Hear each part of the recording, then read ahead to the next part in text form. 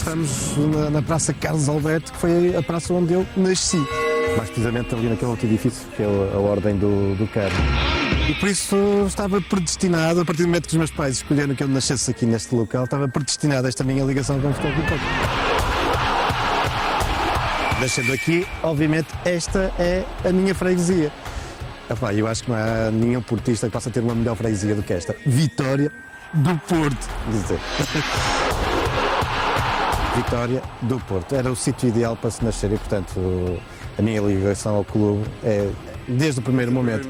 Desde o primeiro momento. Isto é uma verdadeira área de serviço, porque daqui partiam as duas principais estradas da cidade para o norte.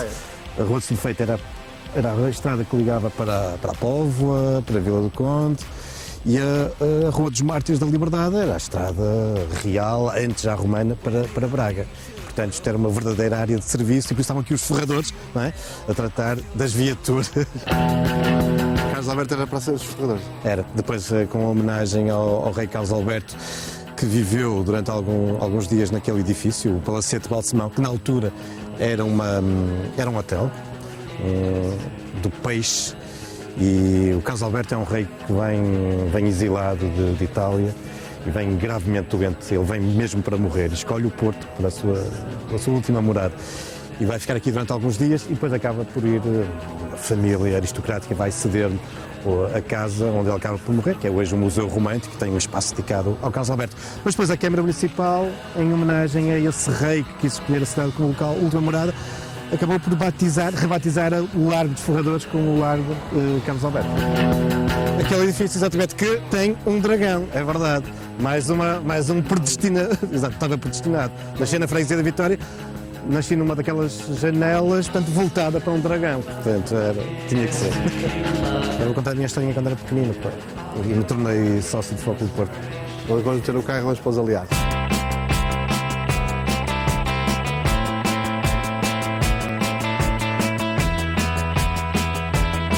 A minha relação com o clube continuou desde muito pequenino e este é um sítio que eu guardo com muita saudade, com muito carinho. Embora hoje não pareça, quando era pequenino era muito enfesado. E o meu médico disse aos meus pais que eu tinha que fazer natação para alargar, não é? E os meus pais inscreveram-me no Futebol Clube do Porto e eu fui para a natação no Futebol Clube do Porto. Aliás, acho que é uma história interessante, comum a tantas e tantas crianças e habitantes hoje da cidade. Seria curioso saber a percentagem de gente que sabe nadar e que aprendeu exatamente nas piscinas do Futebol Clube do Porto. Eu assumo, aprendi a nadar nas piscinas do Futebol Clube do Porto. E recordo quando era miúdo, vinha cá tratar de me tornar sócio do Futebol Clube do Porto, o fascínio que a sala dos troféus despertava, eu estava aqui, não é? E pronto, era sempre um orgulho sair daqui com a cota em dia e com o cartão do Futebol Clube do Porto. Portanto, a Avenida dos Aliados, o centro da cidade, está para mim associado também ao Futebol Clube do Porto. Claro que depois, ao longo dos anos, e apesar de assumi-lo aqui, não ser daqueles adeptos que venham sempre festejar para a Avenida as vitórias do Futebol Clube do Porto, mas filo algumas vezes. Indiscutivelmente, esse fantástico ano de 1987, maio, se não estou em erro, o gol de Mads era em Viena, claro que tive que vir para a Avenida dos Aliados festejar. Eu e 99% da cidade do Porto. Este é o local ideal para falarmos até do símbolo máximo do Futebol Clube do Porto, isto é, ou pelo menos a associação que nós hoje fazemos do Porto é indiscutivelmente o Dragão. E esta avenida, e lá embaixo a Praça da Liberdade, é se calhar o sítio ideal para explicar esta relação do Dragão com o clube. Queres ir ver? Vamos lá. Vamos a pé ou vamos de carro? Não, se calhar vamos de carro. Vamos de carro, não é? Pronto. Vamos de carrinho?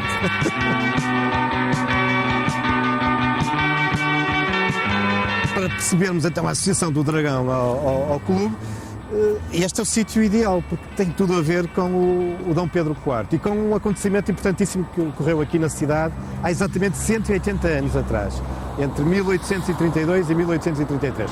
Estou a falar do famoso Cerco do Porto. que muitas vezes nós aprendemos nos livrinhos da história, foi um confronto entre o Dom Pedro e o Dom Miguel para ver quem é que ficava com o trono. Quer dizer, se bem que no caso de Dom Pedro ele queria entregar o trono à filha, a Dona Maria. Mas foi muito mais do que isso. Foi um confronto entre duas ideias políticas completamente diferentes, duas formas de conceber o Estado diferente. Enquanto o Dom Miguel era absolutista, ainda dentro muito do espírito rei absoluto, enfim, era rei por desígnio divino, o Dom Pedro IV, espírito liberal, muito influenciado pelos ideais da Revolução Francesa, liberdade, fraternidade, igualdade, que se era rei por vontade popular. E são essas duas concepções que estão em confronto aqui há 180 anos atrás, cercando a cidade, está o Dom Miguel, e durante um ano o Dom Pedro IV resiste como pode, com grande dificuldade aqui no Porto. A cidade é bombardeada, permanentemente atacada, há fome, há peste, morrem milhares e milhares de pessoas, e o Dom Pedro tem consciência que depois acaba por romper o cerco e definitivamente vence a causa, o definitivo implantar de um regime liberal democrático no nosso país. E o Dom Pedro sabe que só o conseguiu graças ao apoio da população da cidade. Não foram os seus 7.500 bravos, muitos dos quais até vão desertar. Não, é com o apoio da cidade que ele consegue resistir e vencer. E por isso ele vai passar, ele agradece à cidade de diversas formas. Passa a chamar a cidade a Invicta, portanto é aí que nasce este epíteto de a cidade invicta. É o Dom Pedro que lhe chama a minha cidade invicta. Ele vai também oferecer à cidade do Porto a mais alta condecoração que existe no nosso país, que é a Ordem de Torre e Espada. Aliás, esse colar da Ordem de Torre e Espada encontramos hoje à volta do brasão da cidade do Porto. À volta do brasão da cidade do Porto encontramos também à volta do brasão do Futebol Clube do Porto. Esta é a mais alta condecoração que existe em Portugal, a Torre e Espada. Mas o Dom Pedro faz mais. O Dom Pedro vai, decreta, enfim, é já a sua filha que o decreta, mas por indicação de Dom Pedro, que a partir daí o segundo filho do rei de Portugal passa a ter o título de Duque do Porto, o segundo. O mais velho, obviamente, é o herdeiro da coroa, mas a partir daí o segundo filho do rei de Portugal passa a ser Duque. E por isso, o brasão da cidade passa a ter uma coroa de Duque por cima do brasão da cidade. Vamos a ver, aquela coroazinha que o brasão da cidade tinha, porque agora não tem. Só que não é um duque qualquer, é um duque da Casa de Bragança, é um duque filho do rei. E, portanto, da coroa sai a figura do dragão, que é um símbolo da Casa Real. E é assim que nasce esta relação do dragão como símbolo da cidade. O que vai acontecer é que depois, a determinada altura, o brasão da cidade deixa de ter a coroa e o dragão. Mas eu faço-te aqui um desafio para te contar o resto da história. Queres vir até ao Coliseu? Vamos até ao Coliseu. Então vamos até ao Coliseu.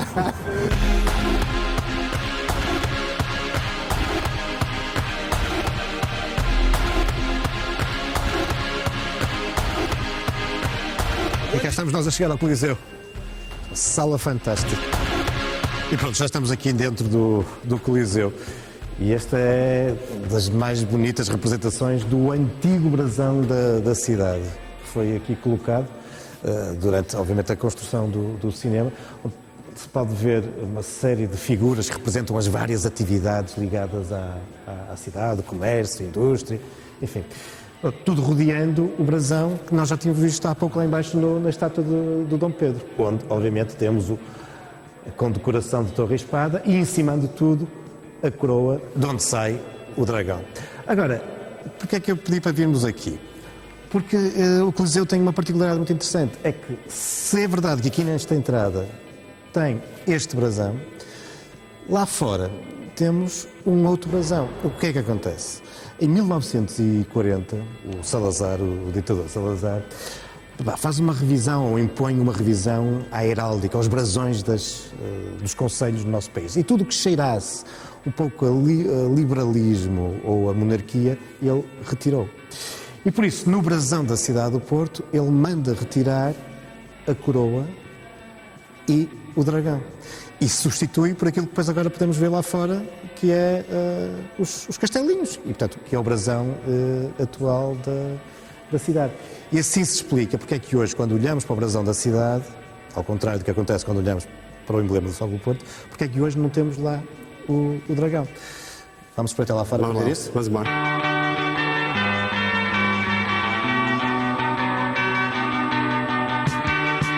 E aqui fora, já no exterior, já podemos observar aquele que é hoje o brasão da cidade do Porto. Na mesma, a condecoração de Torre e Espada, claro, a Nossa Senhora da Vendôme, a padroeira da cidade no centro, só que já lá não temos a coroa e o dragão, já só temos os castelinhos, esta imposição do Salazar, com esta particularidade interessante aqui no Coliseu, deste ter sido produzido poucos meses depois daquele que vimos no foyer.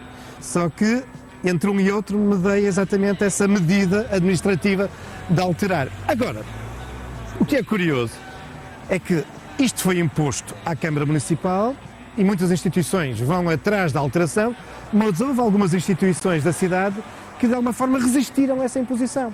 Caso da Associação Comercial do Porto e caso do Futebol Clube do Porto, que teimou em manter, até os nossos dias, não este brasão que foi imposto pelo Estado Novo, mas manteve o velho brasão da cidade. E por isso mantém o dragão. E por isso, se quiseres, o brasão do emblema do Futebol Clube do Porto tem todo o simbolismo que já tinha da cidade, de invicta, de vitoriosa, mas tem também esta particularidade de resistência. Portanto, como ao clube, obviamente.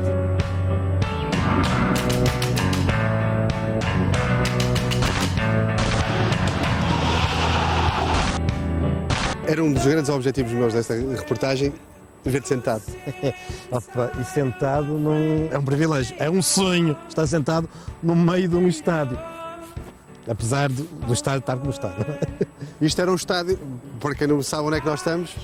Um estádio que tem tudo a ver com a história. Como ali atrás está registado. Nós estamos no famoso Estádio do Lima, um estádio que pertenceu ao Académico Futebol Clube, mas onde o Futebol Clube Porto, nomeadamente durante a década de 40, jogou aqui imensas vezes, mesmo competições nacionais e internacionais. Portanto, é um estádio que está ligado à história do clube. Até 1952, até à passagem para as Antas. Tem ainda o estádio na Constituição, até os nossos dias, mantém, como é evidente, mas o estádio da Constituição estava muito limitado em termos de espaço. Vai havendo sucessivas obras, ampliações, adaptações, mas enfim, com o desenvolvimento do futebol era impossível, nomeadamente em termos de público. E aqui este estádio permitia, de facto, que muito mais gente assistir aos jogos. E, portanto, durante a década de 40, como eu te dizia, praticamente até 1952, até a inauguração do Estádio das Antas, os grandes jogos do Futebol Clube do Porto têm lugar aqui neste recinto, que é hoje, enfim, um terreno ao monte. Mas, curiosamente, há quem se lembre da história e faça esse registro.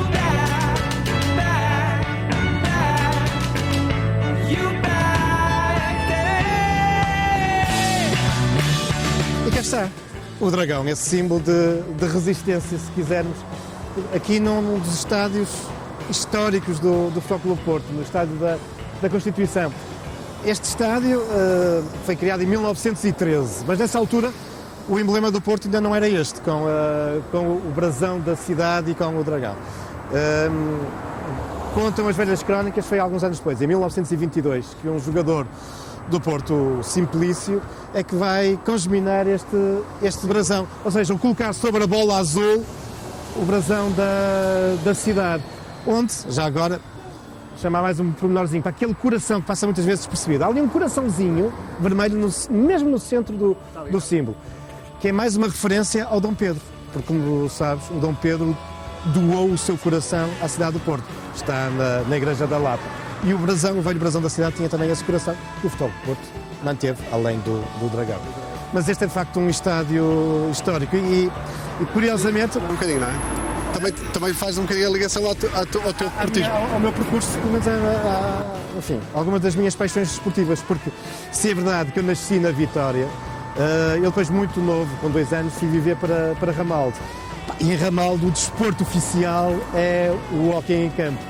Com clubes famosos como o Cavaldense, o Vides e não só. Mas o Futebol do Porto teve também durante muitos anos o hockey em campo, e ainda nos inícios dos anos 80. E eu, obviamente, como um fervoroso adepto do hockey em campo, enfim, este estádio da Constituição era também uma referência, porque era aqui que o Futebol do Porto jogava o hockey em campo. E agora estamos a ser abençoados. Estamos a ser abençoados. E eu sei que tu queres me levar a um outro estádio, não é? Outro estádio, então.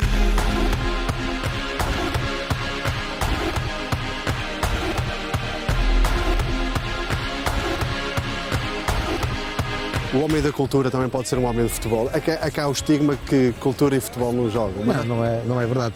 E conheço imensa gente, colegas meus da área da cultura, colegas meus da área da história, que têm uma enorme paixão pelo futebol. O futebol é um pouco aquilo que eu defendo e dei o meu empenho na divulgação da história e do património. Eu tenho isso como missão porque entendo que faz parte da qualidade de vida das comunidades. Isto é, a história e o património contribuem são como um conhecimento que agrega as pessoas, que agrega uma comunidade, não é? Que nos torna, enfim, mais vizinhos ou mais companheiros da outra pessoa que está ao nosso lado, do nosso vizinho, porque temos uma história e um património comum que partilhamos. E o futebol tem exatamente também esse papel. Nos arredores do Porto e mesmo dentro da cidade, a 11 de novembro de 1861... Eu sei que estás bem sentado. Estou bem sentado, mas queres que eu vá agora até ali a um vestígio das Antas? Das Antas, não é? Vamos até lá, vou pegar na cadeira. Pega na cadeira. Aí vamos nós.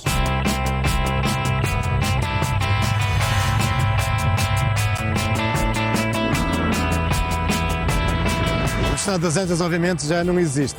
Mas esta designação Antas, na área da cidade, abarcava uma área relativamente alargada, não é?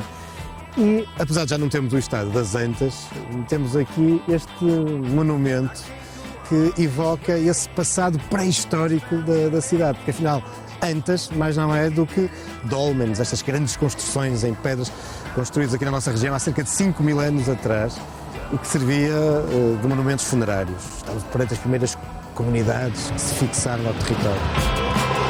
Criou-se um pouco essa lenda ou esse mito urbano de que quando foi construído o Estado das Antas apareceu um cemitério. Não apareceu. Agora, é muito, muito provável que no local onde se encontrava o Estádio das Antas, e mesmo o Parque hoje do Dragão e toda aquela zona, tivesse há 5.000 anos atrás, tivesse sido um local de implantação deste monumento.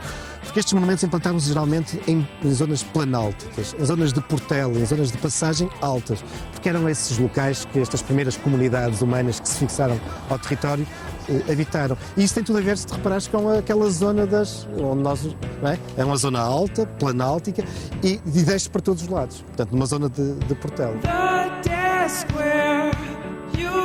Faltam uns minutinhos para o jogo, mas por isso ainda tivemos tempo, uma vez que a arqueologia é a minha profissão, para antes de chegarmos ao Estádio do Dragão, passar aqui junto ao antigo recinto do Estádio das Antas e fazer um bocadinho de arqueologia industrial, porque esta aqui é uma das velhas torres de iluminação do Estádio das Antas. A única, aliás, que se mantém. Sim, a única que se mantém. É uma verdadeira peça de arqueologia industrial e da memória da cidade. Sabes, faz-me recordar um outro episódio da minha infância ligado ao Futebol Clube do Porto, que é a morte do Pavão, do jogador. Lembro que andava na altura no ensino primário e o funeral do Pavão foi uma coisa que marcou a cidade. E também durante muitos anos aqui da torre havia um foco que estava, nomeadamente à noite, permanentemente ligado, focando o local onde o Pavão tombou quando morreu.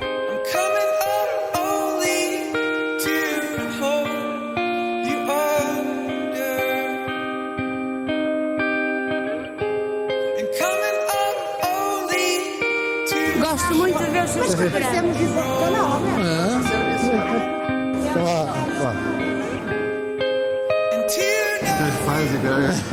Ele não joga a bola, mas já tem feito. Uma vez mais o nosso dragão. E este não é um dragão qualquer, este é um dragão que foi concebido pelo mestre Júlio Rezende, exatamente em 2004, quando da inauguração do estádio. Esta representação fantástica de Um dos grandes artistas, um dos grandes criadores plásticos do nosso país. Daqui a uns anos, imagina, daqui a 1000 anos, isto vai ser alvo de uma, sei lá, de uma busca arquitetónica, isto será uma relíquia arquitetónica. Eu não te quero desiludir, mas nós temos um problema com os grandes monumentos do século XX e destes já do início do século XXI, porque são feitos fundamentalmente em betão. E a durabilidade do betão, pelo menos tanto quanto nós hoje sabemos e da forma como ele é feito, não vai ter essa duração. Ou seja, daqui a 500 anos continuaremos muito provavelmente a ter a Torre dos Clérigos, a Igreja Românica, tudo feita.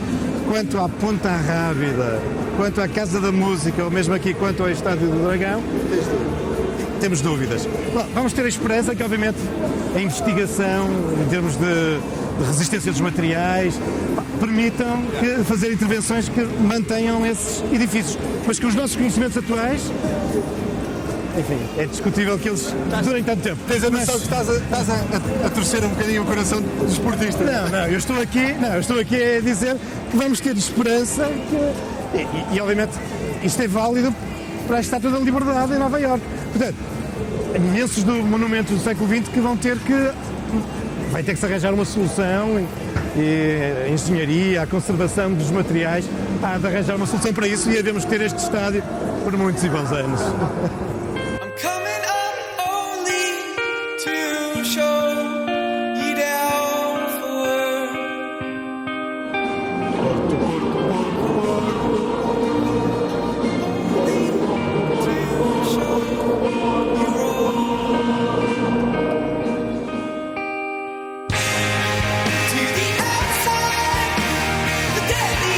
A dizer que o Benfica empatou, não é? E portanto era ótimo que a equipa não fosse sentindo a pressão da responsabilidade de uma vez que o Benfica empatou, não é? Com os minutos vão passando e assim um golinho logo no início era ótimo. Mas o meu futebol fica de pé. Não, pá, calma. Caminha, anda sempre a caminhar. Os caminhos da história, e os caminhos de futebol também. Mas eu tenho aqui a minha cadeirinha de sonho. Já me sento. Quando os historiadores do futuro falarem desta época histórica que nós estamos hoje a viver, é incontornável, falando da história da cidade, falar de Futebol do Porto. Claro que é uma coisa que eles estarão habituados, porque nessa altura o Futebol do Porto continuará a ser, evidentemente, uma marca crucial na história da cidade.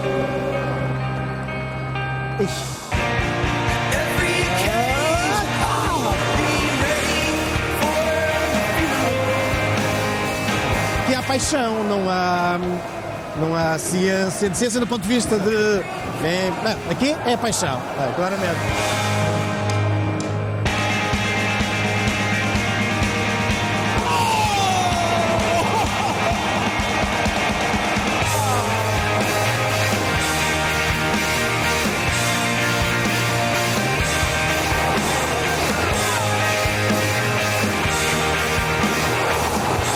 Boa ideia convidar-me. Foi mais uma cadeira de sofrimento, não é? Poxa, pá. Mas foi muito injusto, pá. O Porto eliminou completamente. Então, quantas vezes é que eles remataram a baliza? Pá, e 2 ou 3, não? Enfim.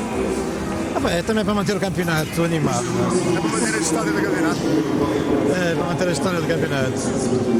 E a história também é feita disto, não é?